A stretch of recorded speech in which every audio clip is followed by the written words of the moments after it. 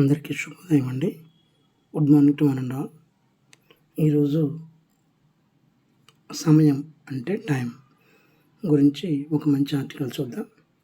సమయం వృధా అవ్వకుండా చేయాల్సిన పనులు, చదవాల్సిన పాఠాలు జాప్యం లేకుండా మొదలుపెట్టి సకాలంలో ముగించాలి. లేకపోతే అవి అలాగే ఉంటాయి. సమయం వృధా అయిపోతుంది.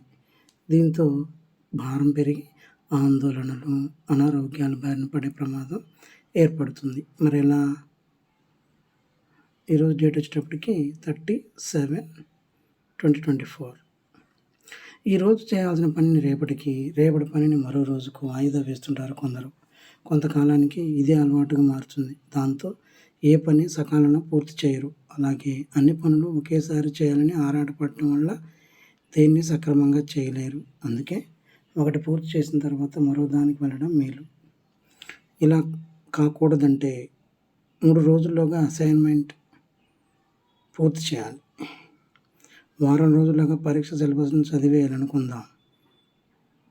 ఇలాంటప్పుడు చేయాల్సిన పనిని దానికి ఎదురుగా గడువు తేదీ రాసుకోవాలి. ఇలా చేయడం వల్ల మర్చిపోయే అవకాశం ఉండదు. రోజు ఏ సమయంలో ఏ పని చేయాలో టైం టేబుల్ వేసుకోవాలి. దాన్ని ఖచ్చితంగా అమలు చేయడానికి ప్రయత్నించాలి. కొందరు టైం టేబుల్ వేసుకుంటారు కానీ దాన్ని శ్రద్ధగా పాటించరు. దీనివల్ల ఎలాంటి ప్రయోజనము ఉండదు. గంటల తరబడి స్మార్ట్ ఫోన్కి అతుక్కుపోవడం వల్ల ఎంత సమయం వృధా అవుతుందో కూడా తెలియదు.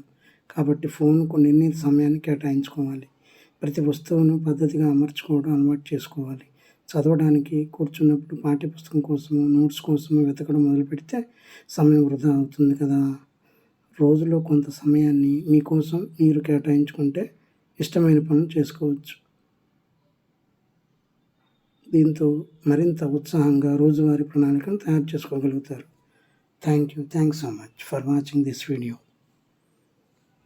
Please subscribe my channel for more updated and education videos and motivational videos. Thanks so much.